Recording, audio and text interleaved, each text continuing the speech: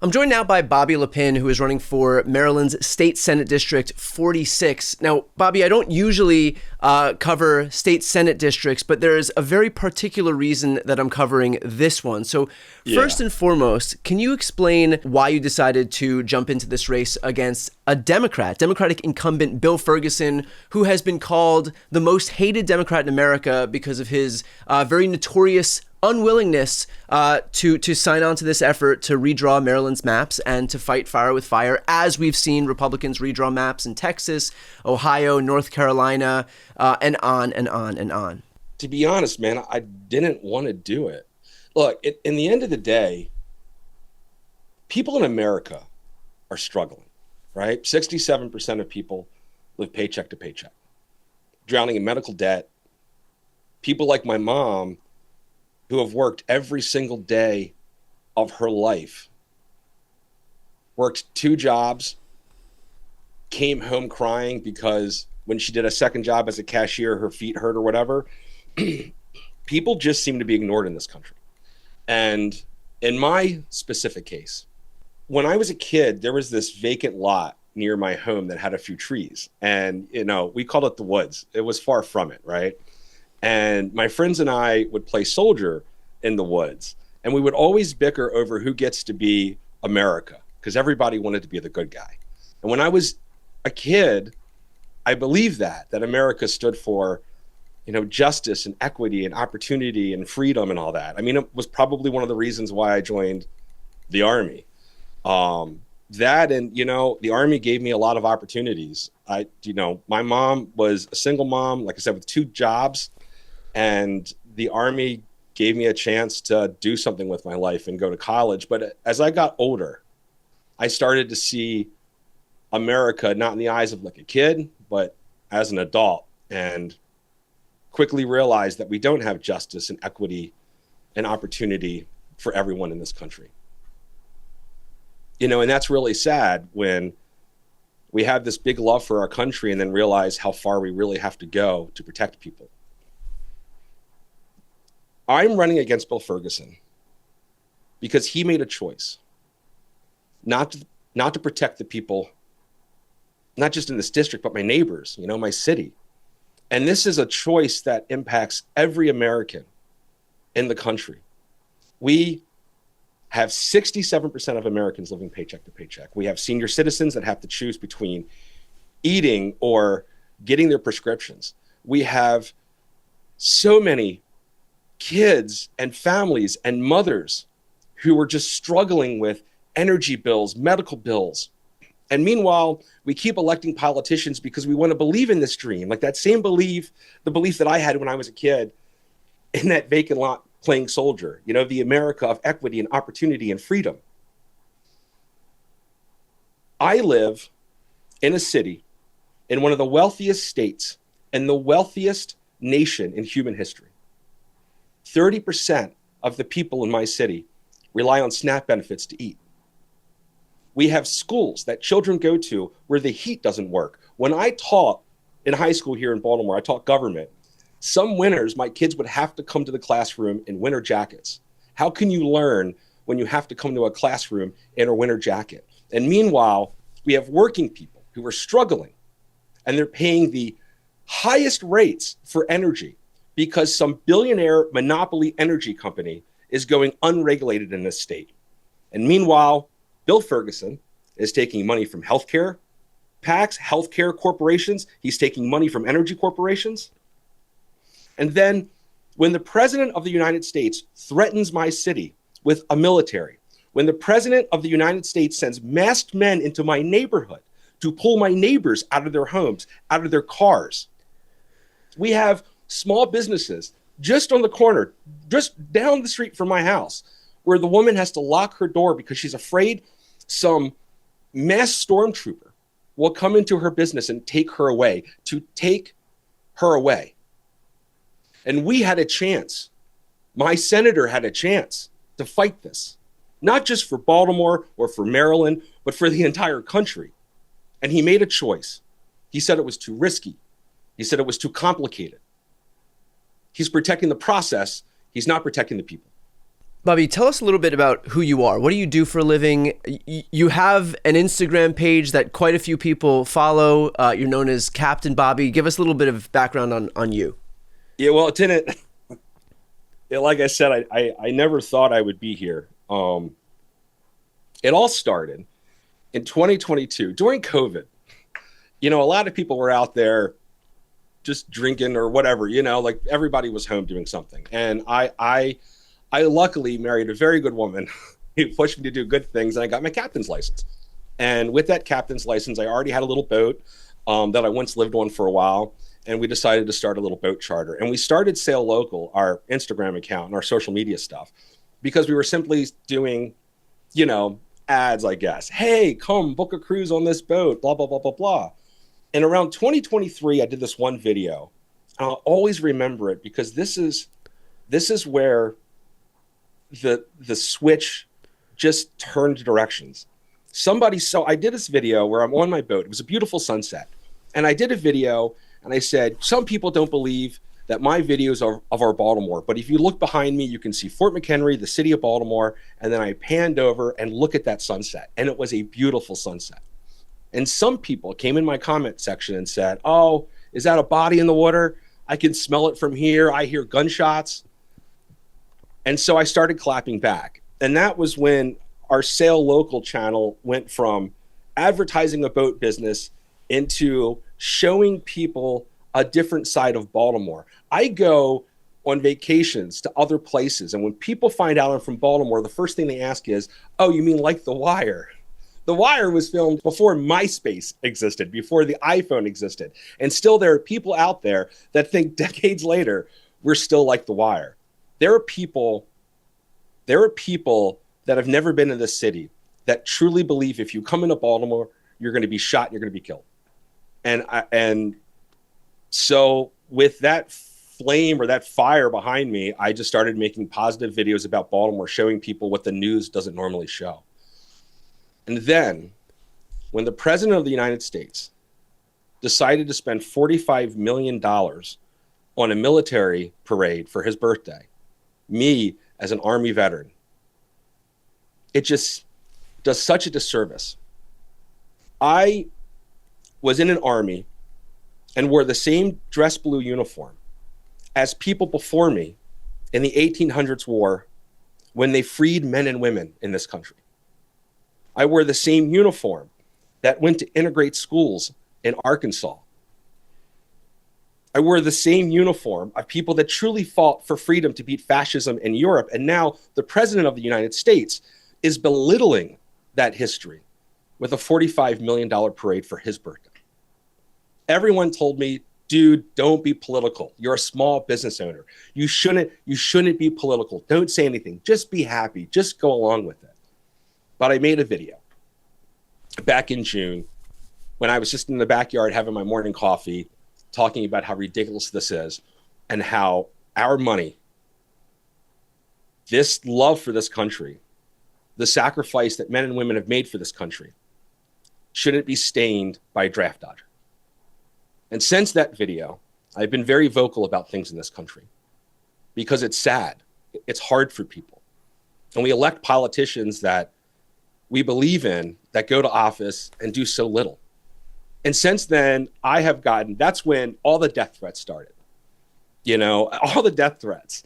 They want to shoot me. They want to burn my business to the ground. The most recent threat was they're going to hang me from a tree simply because I'm standing up for senior citizens and for kids and people that don't have a voice. I mean, I'm a nobody. I'm just a guy on social media that just started to talk.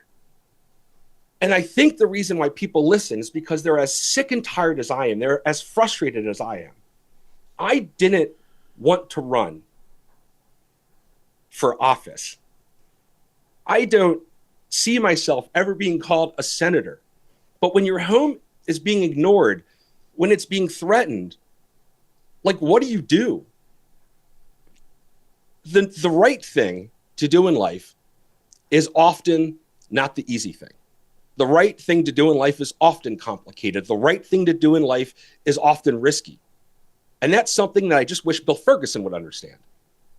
When he has to stand up against a person who is sending masked men into my neighborhood to take my neighbors away.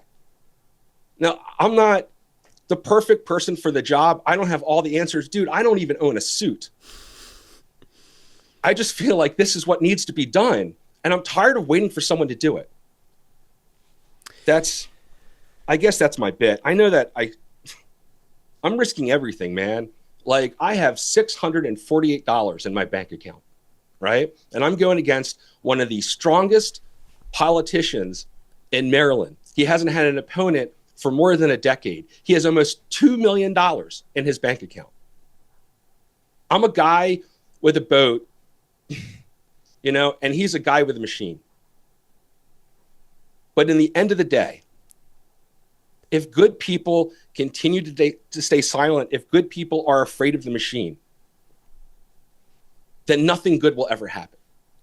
He might have a machine, he might have the corporations, he might have the PACs, but I have a dream that we can stand up together in this country and change the way that the gears work. So in the future, when Baltimore kids go into a vacant lot to play soldier and they argue over who gets to be the good guy, it means something. That it means freedom and equity and opportunity. And I have something to say that I think is so important because it means a lot to me. My wife and I, we did not think, dude, Monday I was not going to do this. Everyone in the comment sections, DMs, emails, please, man, run, do something. And I made a promise that I would make a decision by midnight on Veterans Day. And I don't know why I picked Veterans Day. It just seemed poetic, Yeah. And when I made that decision on midnight, we had nothing prepared. I don't have a campaign manager. My wife and I have not slept since Tuesday night. We made a website on a free website builder. We put together a campaign committee as fast as we could. We knocked on bank doors to say, do you know how to start a bank account for a campaign committee? We did this from nothing. And yesterday, when I made my announcement on Instagram, and this is what's huge, man, when I looked at Act Blue, which is the way that people can contribute to the campaign, there's a guy, and when you do that, you put your name, your address, and your occupation. There's a factory worker who committed to giving $5 in a recurring payment every month. We've had 130 people sign up to be volunteers. That means something to a guy like me. I don't think it means anything to the machine. So this is what I just want to say to your viewers, man, because my wife and I watch you all the time. Look, if you're watching right now, you are a certain type of person, and it speaks volumes to your character. If you believe healthcare is a right and not a privilege, run for office. If you think every child in this country, regardless of the way they look, regardless of how much money they have, regardless of what language they speak, deserves a good and robust education, run for office. If you think this climate crisis is not a hoax and our children and our grandchildren deserve clean water and clean air, run for office. If you think corporations shouldn't have a louder voice than the people, run for office. They might have a machine behind them. They might have the billionaires, but we have each other. Bobby, that's it. I really wanted to put that out there, man, because I know I'm not in this alone. And I know that there's a lot of people out there who are frustrated, and people have to know, man, we don't have to take it anymore. We can change this system together. Bobby, how are you thinking about your campaign in light of so many of these other progressive, upstart campaigns that we've seen across the country? You know, Zohran Mamdani went from a complete unknown in New York City to the mayor. Graham Plattner, an oysterman, leading the polls in Maryland. Now leading the polls in Maine. James Tallarico down in Texas was a teacher and a pastor, right? And so, and all of them certainly younger than the folks who have have traditionally been in office in Democratic politics before. Obviously, we have a massive gerontocracy problem on the left, and so in light of all of that, how are you viewing your campaign? Well, I believe in all of those people. And I once again, man, I just don't think it's my campaign. I think this is a sign of the times, man. This is people being frustrated, and that's why they're choosing people like this. You know, we keep sending politicians, you know, these lawyers and attorneys and whatever into rooms where decisions get made. They have all these promises, and as soon as a lobbyist walks in, or a corporation walks in, or a PAC walks in, all those promises just seem to fade away. People in America are tired of that. People in America have been tired of that for a long time. I traveled this country campaigning for Bernie Sanders, and I was heartbroken when I saw that the DNC did everything in their power to make sure that he would lose. When every person that ever heard him speak believed every single word that he said. Yeah. And now we're seeing that the machine can beat us down. The corporations can come after us, but in the end of the day, this is just proof in the pudding that the people are winning. I can't believe it took Donald Trump for us to get to this point, but at least we're fighting back, you know, man? Now, you know, I had mentioned at the top, speaking about Bill Ferguson and his unwillingness to fight fire with fire here. What would your message be to not only, you know, the folks in Maryland's Senate, but across the country who have the opportunity to do what the Democrats have done in my home state in California, but we haven't seen any action thus far? You know, there are a few states that Democrats could wield as weapons against, you know, these overt power grabs by Republicans, power grabs that I think that they feel okay perpetuating because their opponent is a Democratic Party that for so long wouldn't use any of the weapons at their disposal and would defer to process and the filibuster and the parliamentarian and you know, every other tool as if they're in government to protect these processes of government and not the people that they were elected to serve. And so in light of that, in light of, you know, look, there hasn't been a ton of action. We've had a new map get redrawn in California, and luckily that passed by a staggering margin, which, by the way, should give a kick in the ass to these other Democrats. And so in light of all of that, what would your message be to other Democrats across the country to get them to stand up and recognize the fight that we're in, even though it's not a fight that they wanted to have? Oh, I think the message is really clear to every other Democrat in the country who's following some type of party line or machine mantra that the Zorons and the Grahams and the Bobbies of this country are coming after him. That's it, man. In the end of the day, look, dude, here's the fundamental two differences between the two parties. We have one party, except for 8 cowards, who fought to make sure 24 million Americans would have access to affordable healthcare. And most of those 24 million Americans are small business owners. We have another party that was trying to starve 48 million children, women, and seniors in this country just to get their way. Yeah. Fundamentally, the two parties are fundamentally different. But within our Democratic Party, we have to fight with everything we have in order to protect not just this country, not just Maryland, not just Baltimore, but every citizen, even the citizens that don't vote Democrat, even the citizens that don't know better, even the citizens that don't realize we're standing up for them. We have to do everything we can, not to just help people, but to preserve democracy, man. And like, in the end of the day, I've never been somebody that wants to fight dirty, all right? Like, who does, right? And I'm part of that fundamental party that wants to give healthcare to people versus the party that wants to take food out of children's mouths. So right. Obviously, I'm a bleeding heart, radical liberal, you know, Bernie guy. So that's who I am. But in the end of the day, sometimes fairness, sometimes equity, sometimes justice means to step into the hole with your opponent and fight with all you got. Because if you don't, the stakes are just too great, man.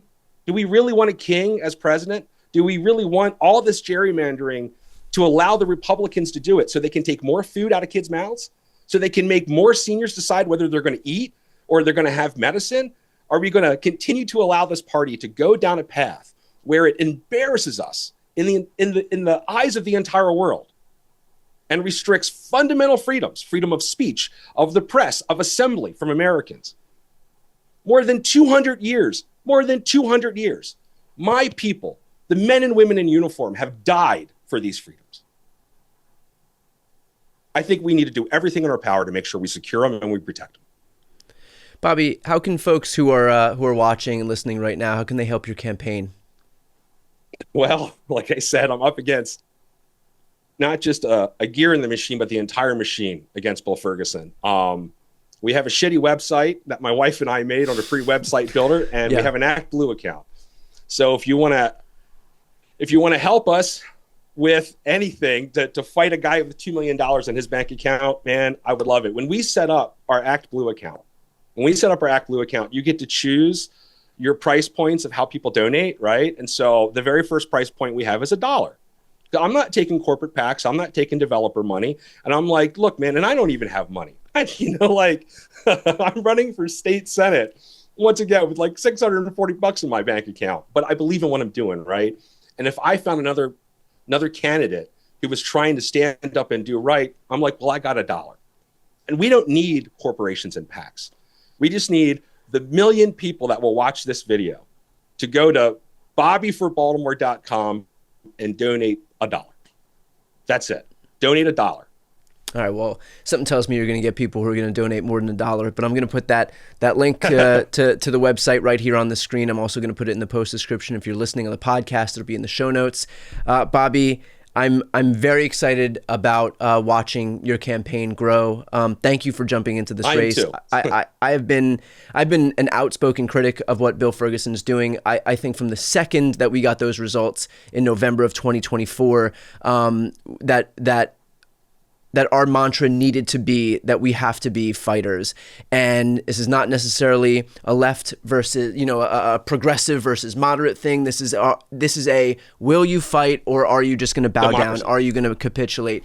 And we have seen far too many people choose the latter, and Bill Ferguson is among them. And the reality is that California showed that when you were faced with a decision as to whether you're going to, take on a difficult fight, that there were a million reasons to have said no, and they said yes, and they got it done. And now we're in a position where the people said yes. The people said yes. Two-thirds said yes. Two-thirds more people said yes. Yeah. In California to fighting fire with fire than they did 100%. Even in the margin that Joe Biden won in.